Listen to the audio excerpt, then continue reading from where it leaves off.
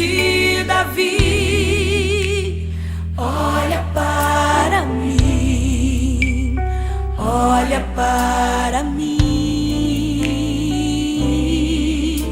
Jesus, Deus de compaixão, eu estou. Então nós temos aqui os quais selecionados foram sistematicamente organizados de forma pragmática e espiritual.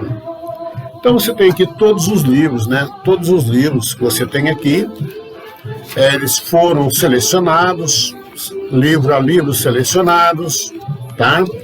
E depois organizados, sistematicamente organizado, de forma pragmática e espiritual. Então, aqui você tem o Novo Testamento, aqui você tem o livro de Mateus, e vai até Apocalipse. Para se chegar a esses livros do Novo Testamento, um total de quantos? Me fugiu aqui a memória. Eu acho que você sabe, não é isso? Acho que você sabe. Nem é preciso que eu diga, não é verdade? Não tem necessidade. Então, para formar esses livros, eles foram cuidadosamente selecionados, verificados, investigados, tá? Até definir que eles eram de fato livros inspirados, tá? E foram organizados de forma pragmática e espiritual. Então nós temos aqui algo muito importante.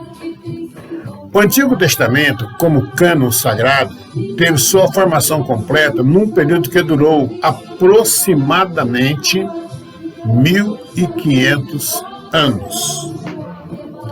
1.500 anos. Foi tempo, não foi?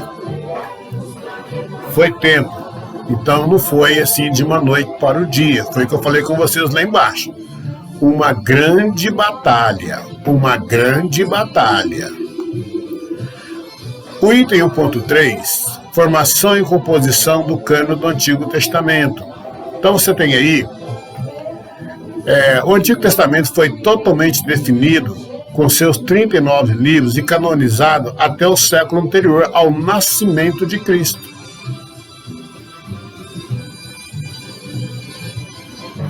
Tá? Isso no Antigo Testamento.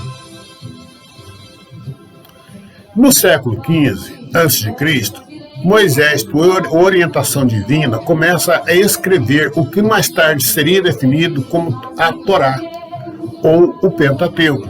Está em Gênesis 17, 14, 24, versículo 4. Então Moisés começa a escrever por orientação de Deus, né, por determinação de Deus, e mais tarde foi definido como Torá, ou Pentateuco. No século IV a.C., Malaquias, um dos 3 profetas pós-cativeiro, escreve aos judeus repatriados e encerra as Escrituras, Malaquias 1, versículo 11. Então você tem aqui, Moisés começa a escrever a Torá, e você tem Malaquias, que vai encerrar o Antigo Testamento. Quem foi Malaquias? Ele é um dos 3 profetas pós-cativeiro, pós-exílio babilônico. Ele escreve a quem? Aos judeus repatriados. Estou falando do exílio babilônico, tá? Falaremos sobre isso. Algum tempo depois foi definido o que seria chamado, o que se chamaria Antigo Testamento.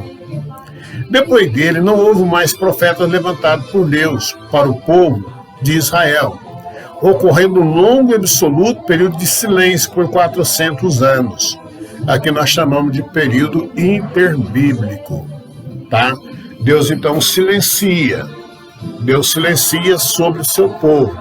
É mais ou menos isso aqui para você entender. Aqui encerra Malaquias, você está vendo aqui, tá? Aqui Deus não mais fala com o povo, tá? Durante 400 anos, tá? Silêncio absoluto. Até Mateus, quando João começa a pregar. Tá? E você vai perceber que o livro de Mateus, quando João começa a pregar, é uma continuação do que Malaquias terminou falando. Ele termina falando, apontando na direção de João.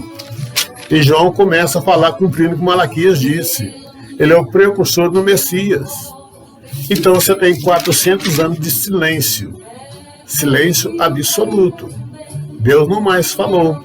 E é neste período de silêncio absoluto que surgem muitas heresias. Tá? Muitas heresias. E aí houve o cuidado da seleção do que seriam os livros apócrifos.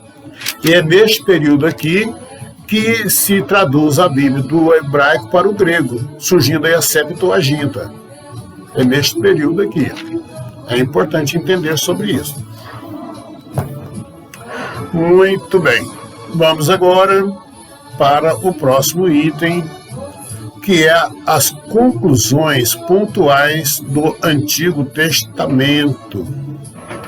Olha aí na sua Bíblia o que acontece. Em Deuteronômio, Moisés encerra as escrituras da lei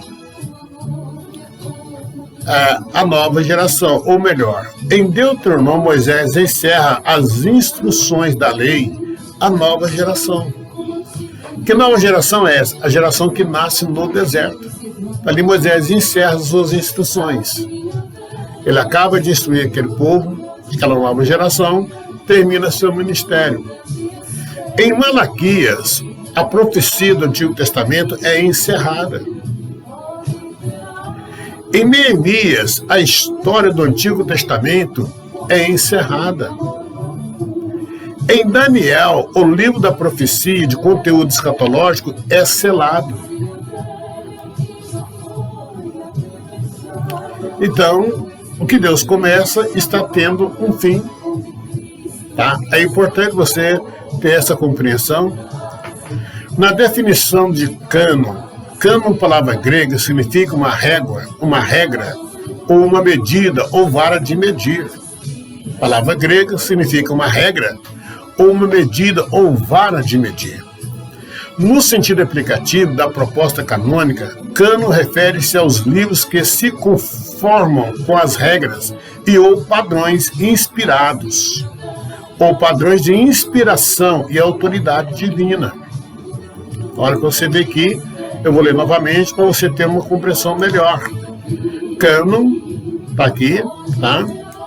Palavra grega, significa uma regra ou uma medida ou vara de medir. Tá? Cânon é uma regra. No sentido aplicativo da proposta canônica, cânon refere-se aos livros que se conformam com as regras e ou padrões de inspiração e autoridade divina. Então, esses livros selecionados, eles estão de acordo com as regras ou os padrões de inspiração divina. Por isso, essa palavra grega, que é cânon, significa uma regra. Uma regra.